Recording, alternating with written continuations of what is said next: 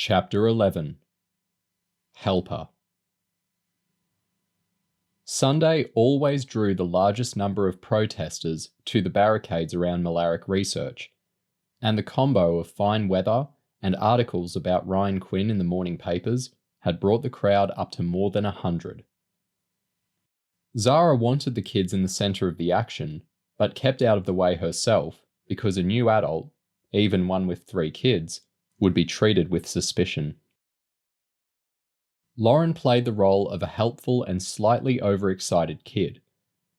She wasn't naturally the keen type, but running errands was a great way of putting names to faces.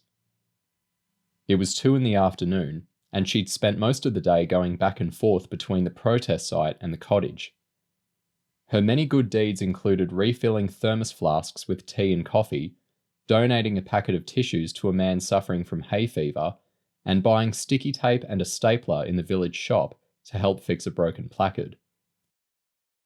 "You're a godsend," a chubby woman in a lumberjack shirt said, as Lauren held out 2 vegetable pasties she'd microwaved back at the house. "Be careful, they're probably pretty hot in the middle." The woman smiled down at her. "Thank you very much for doing that." "That's okay," Lauren smiled back brightly. But her smile dimmed as she turned away. Lauren was supposed to be on the lookout for the Zebra Alliance's hardcore members. But she'd realised that these weekend warriors, with their wellies and 4x4s parked up on the grass verges of the surrounding fields, were about as far from hardcore as you got. This crowd opposed animal experimentation, but didn't have a clue about the liberationist ideas of people like Ryan Quinn. She'd even seen a couple of them tucking into ham sandwiches and Scotch eggs. The trouble was, although Lauren had become increasingly convinced that she was wasting her time, she wasn't sure what else to do. In the end, she decided to see how the boys were getting on. "You haven't seen my brothers around, have you?" Lauren asked, interrupting the woman she'd heated the pasties for, who was now having a conversation with a bearded man about the nightmare she was having getting her new kitchen fitted. The woman sounded rather irritated.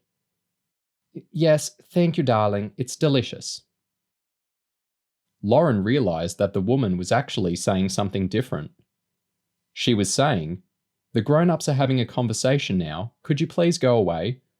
Which made her feel like she was a millimetre tall. "I asked if you'd seen my brothers," Lauren said, obviously narked. "Oh," the woman said, finally turning away from her friend. "No, I haven't. But you could try the field across the road. A lot of the teenagers hang around over there." "Cheers," Lauren said half-heartedly. "I'll go look." She checked there was no traffic. There almost never was around here, before springing athletically over the metal barrier and crouching through a gap in the hedge on the opposite side of the road. The sunlit field was waist-high, with bright yellow rapeseed plants whose pollen tickled the inside of Lauren's nose. She couldn't see bodies, but noticed cigarette smoke rising out of a fallow area 50 metres away. A dozen sunbathing teens came into view as she got near the long grass. They were mostly 16 to 18, plus a couple of student types who might have reached 20. James was at least a year younger than anyone else, but that hadn't stopped him enjoying himself. He lay in the grass, bare-chested, with his trainers off and a polo shirt rolled under his head as a pillow. His female companion looked about a year older. She sat on her haunches, stripping the yellow petals off the rapeseed plants and grinning as she sprinkled them over James's head. "Hey," James said, sitting up with a start and guiltily flicking the bright yellow dandruff out of his hair. "This is Robin. Robin, this is my sister Lauren." The way James flirted with anything even vaguely female and conveniently forgot about his girlfriend stuck in Lauren's throat. But after the whole blackmail thing, she was on weak ground and knew she'd start a massive row if she passed comment. Lauren consoled herself with the knowledge that Kerry wasn't stupid. Sooner or later, she'd find out what James got up to behind her back and reward him with the punch in the mouth he so richly deserved. "What's occurring?" Lauren asked. James grinned at Robin, then shrugged. "Oh, hanging out, you know." "Is Kyle around?" "Over there," James pointed, sitting behind the 2 rugby shirts. Lauren glanced at the 2 chunky lads blocking her view of Kyle. The threesome was having an animated conversation. "Those dudes are fit," she grinned. Robin nodded as she made eye contact with Lauren for the first time. "Rugby players are totally fine. I don't know their names, but they're here quite a bit, and I wouldn't mind finding out." "I've played tons of rugby," James lied, put out by the way Robin's attention had drifted towards the 2 older teens. Lauren wanted to take James down a peg and call him a liar, but you always have to invent some elements of your fictional background on the fly, and one absolute rule of working undercover is never to contradict a fellow agent in case you mess up their story. "You are muscly, James," Robin purred as she sprinkled more yellow petals over his head. If James hadn't snogged Robin already, it was probably only a matter of time, and Lauren reckoned she'd spew if she had to witness that. She thought about going over to Kyle, but his new friends were much older, and she reckoned her presence would make things awkward. "Doesn't look like much is going on," Lauren said, tilting her head back and letting the sun warm her face. "I'm going to wander back up to the cottage and watch TV or something." "I saw you making sandwiches earlier," James said. "Don't suppose there's any chance of fetching one down here for us, is there?" "You're right, there isn't," Lauren said sourly. "Later, dudes." She felt a bit down as she turned tail and started the gentle stroll towards home.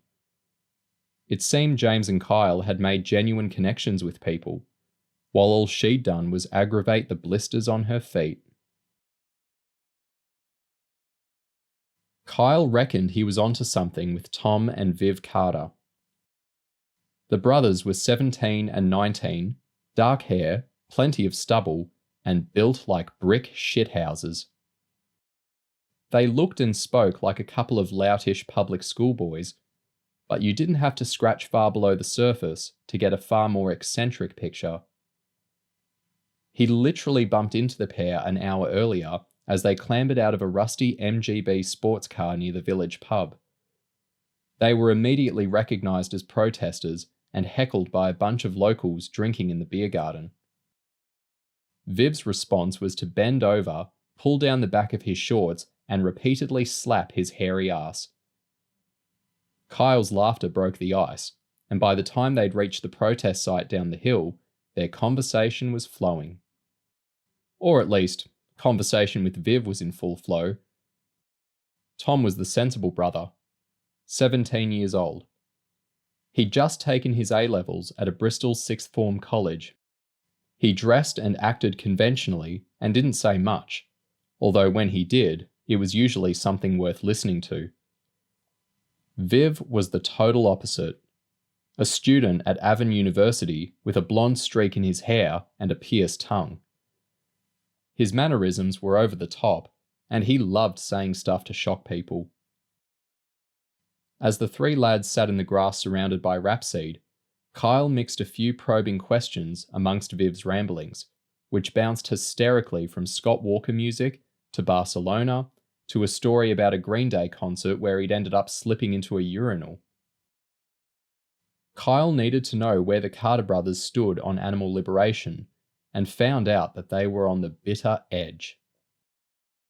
Both brothers reckoned it was fine to kill someone if it saved lots of animals, though Tom seemed less than convinced that it was a good idea to go around attacking employees of Malaric Research because of the bad publicity it created. 10 minutes after Kyle saw Lauren disappearing back through the hedge, the teenagers were joined by a geeky dude in an army jacket. His name was George. He was in his mid-20s, and he gave Kyle the evil eye before demanding to know who he was. "Kyle's kosher," Viv said. "He's just moved into the village with Ryan Quinn." George looked surprised. "I didn't think Quinn had kids." "He's not my dad," Kyle said. "My mum got off with him when he was inside." Viv broke out in a machine gun laugh. "Oh, your mum must be some nut, shacking up with a dude she met in the Nick." "Whatever," Kyle shrugged. "Who gets to pick their parents?" "Quinn's an admirable character," George said, a touch pompously. "He practically wrote the book on undercover operations, and Zebra 84 were legends." "Everybody loves the Mighty Quinn," Viv said noisily. "He should have kept it tight, though. Zebra Alliance is a joke. Bunch of la-di-da Guardian reader mango heads scared out of their own goddamn snot." Kyle smiled as Viv contemptuously spat at the ground, but George didn't look pleased. "We'd be nowhere without those la-di-da Guardian readers and their monthly contributions," George snapped back. "So, is all the equipment sorted?" Tom asked, changing the subject before George and Viv started a full-blown row. "Mel brought it all up in her dad's Volvo," George said, before turning to look at Kyle. "Listen, stranger, no offense, but we've got business here. Would you mind butting out?" "I understand," Kyle said as he backed off. "I've got your mobile number, Tom. I'll call you about the meeting at the uni." "Don't leave," Viv yelled. "George, man, Kyle's a diamond, and you've spent half the last week running around campus trying to drum up extra bodies for this thing. He might just want to come with us if you tell him what's going down." "Look, Kyle," George said. "No offense, but I only operate with people I know." Kyle obviously wanted to know what they were up to, but realized it would blow up in his face if he seemed too eager. "Don't sweat it," Kyle said, waving his hands to make it clear that he wasn't offended. "Good luck, whatever you're up to." As he turned away, Kyle noticed James running towards them. His voice sounded a touch anxious. "Something's going on up by the entrance," James explained. "Robin's mum came and dragged her off. The straight types are leaving because 2 coachloads of pissed up students just arrived, all chanting and going bananas." George looked at his watch. "That'll be Madeline Lang's crack troops, right on time." "What are they doing?"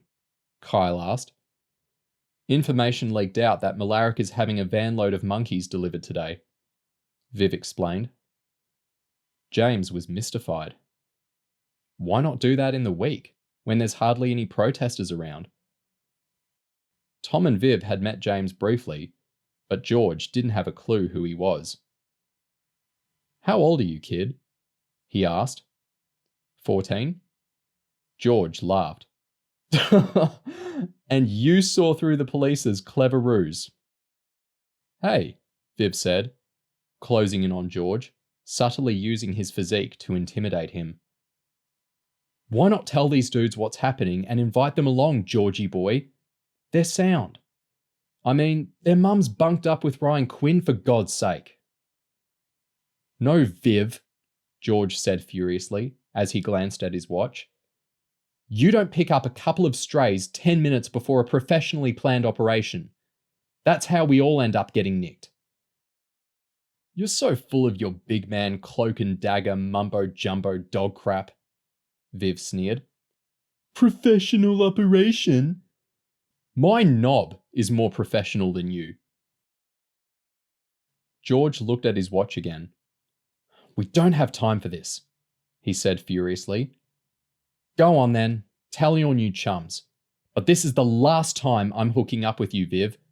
You've got no discipline. You're a ruddy joke."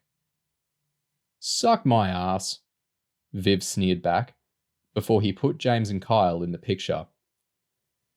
10 days back, information miraculously leaked out that a van load of monkeys is being delivered to Malaric in an unmarked van at around 4 this afternoon. The Zebra Alliance Committee took one look and decided that the information was bogus. The police want to get us all angry, pack the area with manpower, and then steam in and nick as many of us as they can in one swoop. What the police don't know is that the drunks up by the gate are under orders to let that van drive through without making a squeak. Just to make the cops look stupid. Kyle nodded, smiling because he thought he understood. I guess that would make the cops look a little bit stupid. Viv laughed. But you see, the roads are narrow around here, and the cops have to park their cars and vans a fair way away. So while they're up by the entrance facing off 3 van loads of frightfully well-behaved students, we're going to jump out of the bushes and do a bit of remodeling on their cars. Kyle nodded in appreciation of the scheme, while James burst out laughing. "Oh, sweet," James said. "Let me at the buggers. I'll trash a cop car." "That's the spirit, kid," Viv said, enthusiastically swiping James across the back. George screwed up his face like he knew this was a bad idea, but nodded reluctantly. Tom turned and looked at Kyle. "So, are you in, or what?" "Sounds kind of insane," Kyle grinned, "but I'll try anything once." "Okay," George said wearily. "We are so bloody late, we'd better run."